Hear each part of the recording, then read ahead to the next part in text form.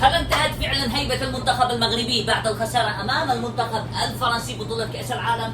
هل كان المنتخب المغربي فعلا الكابوس المسيطر على الكرة الأفريقية؟ لماذا كل هذه الاحتفالات في الجزائر وفي مصر وبعض البلدان العربية؟